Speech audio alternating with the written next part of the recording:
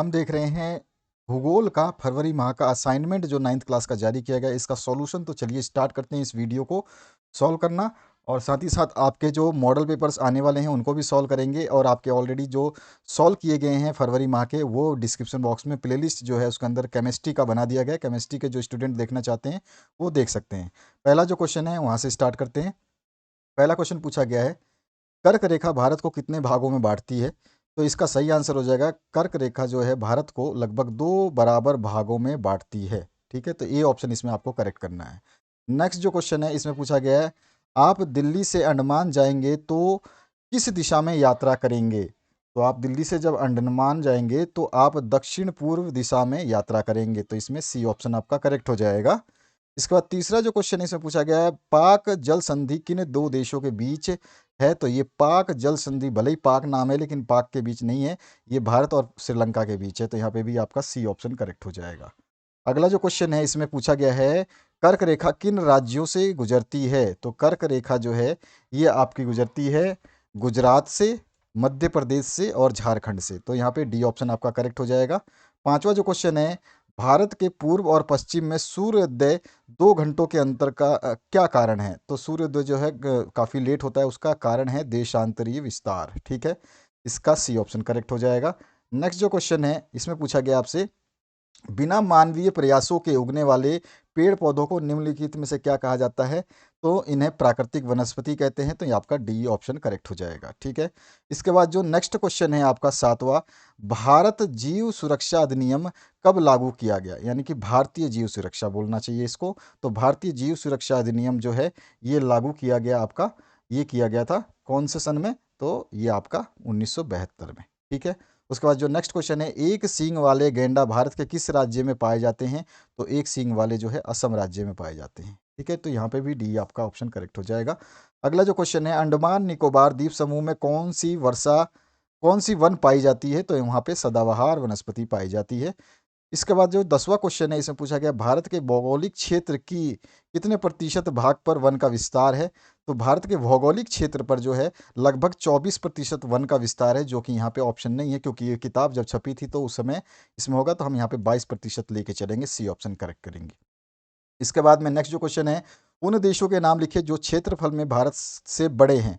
तो भारत से जो क्षेत्रफल में 6 देश हैं जिनका नाम है रूस, फिर कनाडा, और उसके बाद में चीन और अमेरिका, ब्राज़ील और ऑस्ट्रेलिया। इसके बाद में 7वें स्थान पर जो है भारत आता है। ठीक है, इसके बाद है नेक्स्ट क्वेश्चन, अंडमान निकोबार द्वीप समूह की स्थिति लिखनी है आपको। तो अंडमान निकोबार द्वीप समूह की स्थिति, तो अंडमान निकोबार द्वीप समूह का जो संघ राज्य है वो 6 डिग्री और 14 डिग्री उत्तरी अक्षांश और 92 डिग्री और 94 डिग्री पूर्वी देशांत के बीच स्थित है। बाकी अगर आप थोड़ा सा और एक्स्ट्रा लिखना चाहो तो अलग अलग बता सकते हो कि अंडमान किधर है और निकोबार किधर है।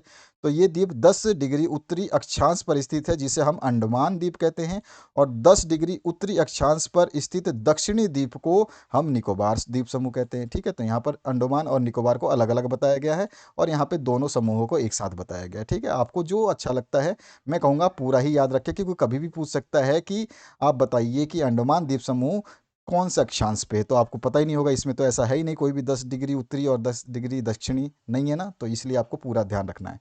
उसके बाद 13 नंबर क्वेश्चन है, अक्षत वनस्पति किसे कहते हैं? तो वह वनस्पति जो मनुष्य के सहायक के बिना, यानी मनुष्य की सहायता के बिना, यहाँ पे सहायता कर लेना, मनुष्य की सहायता के बिना अपने आप पैदा होता है और लंबे समय तक उस पर मानव का कोई प्रभाव नहीं पड़ता, अक्षत वनस्पति कहलाती है। ठीक है, तो यहाँ पर जो है इसकी डेफिनेशन ये हो गई।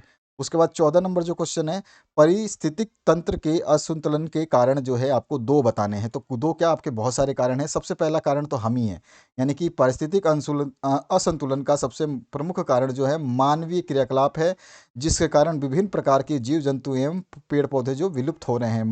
मनुष्य जो है अपनी आवश्यकताओं की पूर्ति के लिए प्राकृतिक संसाधनों का अतिशय दोहन कर रहे हैं, जिससे जीव जंतु एवं पौधे के आवासों का ह्रास हो रहा है और विखंडन हो रहा है। ठीक है ना, यानी पेड़ पौधे काट रहे हैं, जंगल काट रहे हैं, चंदन की लकड़ियां चोरी कर रहे हैं, तो ये सब चीज़ें कर रहे हैं। और वहाँ पे जो रहने वाले जीव है, जैसे अब मैं आपके घर पे आकर के 100 आदमी को लेकर आके आपके ऊपर कब्जा कर लूँ, तो आप कहाँ जाओगे? आप कहीं ना कहीं भाग जाओगे, लड़ोगे तो नहीं इतने आदमियों से।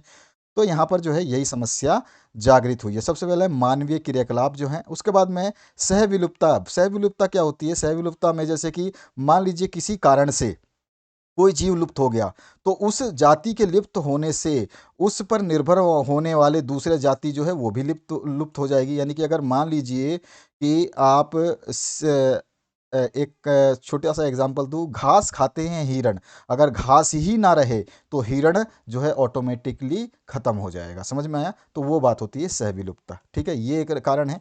और दूसरा एक और कारण है कि जो प्राकृतिक आपदा है वो भी है। किसी क्षेत्र में बाढ़ आ जाए या फिर चक्रवात, ज्वालामुखी जैसी प्राकृतिक आपदाएं आ जाती हैं, वो भी पारिस्थितिक संतुलन को जो है असंतुलित बना देती हैं। तो ये भी आपका एक कारण है। तो 3 कारण हमने बताए हैं, 2 कारण आपको लिखने हैं, कोई भी 2 कारण जो आप लिखना चाहें लिख सकते हैं, तीनों कारण भी लिख सकते हैं।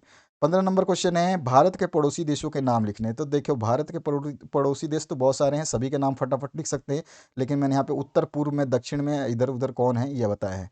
बाकी आप लिख सकते हैं सीधा सीधा, चीन है, नेपाल है, भूटान है, बांग्लादेश है, म्यांमार है, मालदीव है, श्रीलंका है और इंडोनेशिया है। ये सारे के सारे जो है भारत के पड़ोसी देश हैं। लेकिन किसकी सीमा कहाँ लगती है ये इसमें मैंने मेंशन किया है। जैसे कि पश्चिम में पाकिस्तान है, उत्तर पूर्व में चीन है, और नेपाल है और भूटान है उत्तर पूर्व में। और केवल पूर्व में जो है बांग्लादेश और म्यांमार है।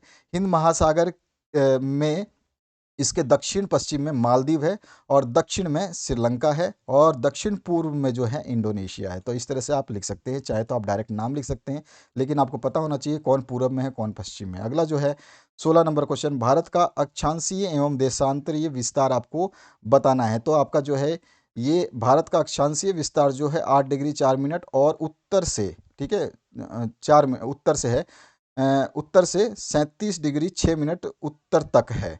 और देशांतरीय विस्तार जो है 68 डिग्री 7 मिनट पूरब से 97 डिग्री 25 मिनट पूरब तक है। तो ये आपका जो है अक्षांश और देशांतरीय विस्तार है भारत का। अगला जो है नेक्स्ट आपका सदाबहार वन और पर्णपाती वन में अंतर आपको बताने हैं। तो सबसे पहले देखिए, आपको एक एक पॉइंट के हिसाब से हम देखते हैं। सदाबहार वनों के बीच जो है अत्यंत सघन, लंबे और सदैव हरे भरे वन वृक्ष रहते हैं। ठीक है, यहाँ पर जो है सदाबहार वन है ना, ये अत्यंत घने होते हैं, लंबे होते हैं और सदैव हरे भरे रहते हैं। जबकि पर्णपाती वनों में वृक्ष जो है कम होते हैं, कम घने होते हैं, अपेक्षाकृत छोटे होते हैं, और ग्रीष्म ऋतु के आते ही इनकी पत्तियां जो अपने आप गिर जाती हैं। एक अंतर यह हुआ। दूसरा है, इन वृक्षों के इन वनों के वृक्ष के नीचे दलदल पाई जाती है, यानी कि दलदल यहाँ पे मिलती है सदाबहार वनों में, अतः इनमें प्रवेश करना कठिन होता है। और इसमें जो पर्णपाती होते हैं इनमें दलदल नहीं पाई जाती है और इनमें आप सरलता से प्रवेश कर सकते हैं। तीसरा कारण हम बता सकते हैं, तीसरा अंतर बता सकते हैं, इन वनों के वृक्ष के नीचे विषैले जीव जंतु पाए जाते हैं। ठीक है, और इन वृक्षों के नीचे जो है विषैले जीव जंतु जो है, इस तरह के जीव जंतु जो है वो नहीं होते हैं, और बाकी नॉर्मल जीव जंतु जो है पशु स्वतंत्र रूप से विचरण करते हैं। इसके बाद में चौथा अंतर आप बता सकते हैं, यह वन महाराष्ट्र, कर्नाटक, केरल, उत्तरांचल प्रदेश, असम, मेघालय आदि क्षेत्रों में पाए जाते हैं। और जो ये वाले पर्णपाती वन हैं ये जो है आपके मध्य प्रदेश, छत्तीसगढ़, उत्तर प्रदेश और पूर्वी राजस्थान आदि में पाए जाते हैं। तो इस तरह से आप 4 अंतर बता सकते हैं। अगला जो क्वेश्चन है, भारत में पादप और जीवों का वितरण किन तत्वों द्वारा निर्धारित होता है? तो भारत में पादप और जीवों के वितरण जो हैं कुछ तत्वों पर निर्धारित होते हैं। वो तत्व इस प्रकार है, एक जलवायु, दूसरा है मृदा, तीसरा है उच्चावच जिसको भू आकृति बोलते हैं, चौथा है आपका तापमान, पांचवा है सूर्य का प्रकाश, और छठा है वर्षण यानी वर्षा। तो इस तरह से ये 6 तत्व जो है आप लिख सकते हैं, जिसके तत्वों पर जो है इनके वितरण को निर्धारित किया जाता है। अगला जो क्वेश्चन है 19वां, हिंद महासागर में भारत की केंद्रीय स्थिति से इसे किस प्रकार लाभ प्राप्त हुआ है? आपको बताना है कि हिंद महासागर से भारत की केंद्रीय स्थिति में किस प्रकार से लाभ हुआ। तो दक्षिण का पठार हिंद महासागर में शीर्षवत फैला हुआ है, यानी कि बहुत लंबा फैला हुआ है, और पश्चिम एशिया, अफ्रीका और यूरोप के देशों के साथ साथ पूर्व एशिया के देशों में भी पूर्वी तट के मध्य से निकटतम संबंध बनाए हुए हैं। हिंद महासागर में किसी भी देश की तटीय सीमा भारत जैसी नहीं है। भारत की इसी महत्वपूर्ण स्थिति के कारण एक महासागर का नाम इसके नाम पर रखा गया। हिंद महासागर में भारत की केंद्रीय स्थिति केंद्रीय स्थिति से इसे निम्न प्रकार लाभ प्राप्त हुआ है। तो कैसे प्राप्त हुआ है, ये पैराग्राफ हमने समझाया कि क्या क्या है, और उसके बाद में जो लाभ प्राप्त हुए हैं उनको हम पॉइंट वाइज बता देंगे। भारत का विश्व के देशों के साथ युगों का पुराना संबंध है, परंतु समुद्री मार्गों की अपेक्षा स्थलीय मार्गों से उनके संबंध अधिक पुराने हैं। उसके बाद में इन मार्गों से विचारों और वस्तुओं का आदान प्रदान होता रहा। उपनिवेशों के विचार, रामायण तथा पंचतंत्र की कहानियाँ, भारतीय अंक तथा दशमलव प्रणाली आदि संसार के विभिन्न भागों तक पहुँच सकी। मसाले, मलमल आदि कपड़ों तथा व्यापार के अन्य सामान भारत के विभिन्न देशों से ले जाए जाते थे। इसके बाद तीसरा पॉइंट आप लिख सकते हैं, उत्तर में पर्वतीय दरें विदेशियों और प्राचीन यात्रियों को मार्ग प्रदान कर रहे थे, और भारत की उपजाऊ घाटी ने बहुत से विदेशियों और विजेताओं को अपनी ओर आकर्षित किया।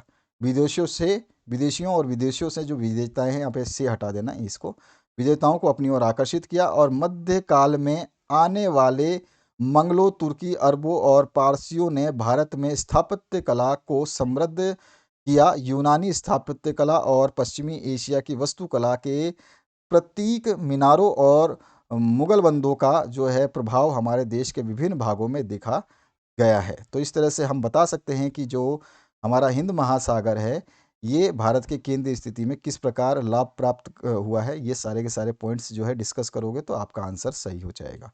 इसके बाद में नेक्स्ट जो है 20वां क्वेश्चन, इसमें पूछा गया है आपका, भारत वनस्पति जगत और प्राणी जगत की धरोहर में धनी है, क्यों? तो भारत में पृथ्वी की लगभग सभी भौतिक विशेषताएं मौजूद है, जैसे पर्वत, मैदान, मरुस्थल, पठार और द्वीप, यानी कि सारी पांचों विशेषताएं हैं। ये पांचों कारक भारत में वनस्पति जगत एवं प्राणी जगत की वृद्धि एवं विकास के लिए या जैविक विविधता के लिए अनुकूल है। ठीक है। इसके बाद में हमारा देश जो है विश्व के 12 जैव विविधता वाले देशों में से एक है। लगभग 47,000 विभिन्न जातियों के पौधे पाए जाने के कारण यह देश विश्व में 10वें स्थान पर और एशिया में चौथे स्थान पर है। भारत में 15,000 फूलों के पौधे हैं, जो विश्व में फूलों के पौधों का लगभग 6% है, और इस देश में बहुत से बिना फूलों वाले पौधे हैं, जैसे कि फर्न, शैवाल जिसको एल्गी कहते हैं, कवक जिसको फंजाई भी कहते हैं, वो पाए जाते हैं। भारत में लगभग 89,000 जातियों के जानवर और ताजे तथा समुद्री पानी की विभिन्न प्रकार की मछलियां पाई जाती हैं। बहुत ज़्यादा हैं ये, 1 लाख के आसपास। देश के विभिन्न क्षेत्रों में विभिन्न प्रकार की मृदा, आर्द्रता, तापमान में अत्यधिक भिन्नता के साथ अलग अलग प्रकार का वातावरण पाया जाता है। पूरे देश में वर्षा का वितरण भी असमान है। वनस्पति जगत एवं प्राणी जगत की विभिन्न प्रजातियों को अलग अलग प्रकार के वातावरण संबंधी परिस्थितियां, विभिन्न प्रकार की मृदाएं चाहिए। इसीलिए भारत वनस्पति जगत और प्राणी जगत की धरोहर में धनी है। तो इस तरह से ये सारी विशेषताएं हैं जिसकी वजह से ये धनी है। तो ये सारा आपका आंसर हुआ। आपका जो केमिस्ट्री का वीडियो है वो ऑलरेडी अपलोड कर दिया गया है, और आपके जितने भी सब्जेक्ट्स हैं उनको अपलोड किया जा रहा है। आप देख रहे हैं, इस वीडियो को शेयर करना बिल्कुल ना भूलें, क्योंकि आपके शेयर और कमेंट्स की वजह से हम जल्द से जल्द आपको सोल्यूशन दे पाते हैं। तो मैक्सिमम शेयर करिए अपने दोस्तों के साथ में, व्हाट्सएप से या फिर जो भी आप मीडिया यूज़ करते हैं उसके द्वारा, ताकि हम लोग आपके सॉल्यूशंस जल्द से जल्द बना पाएँ। Thank you very much, have a good day.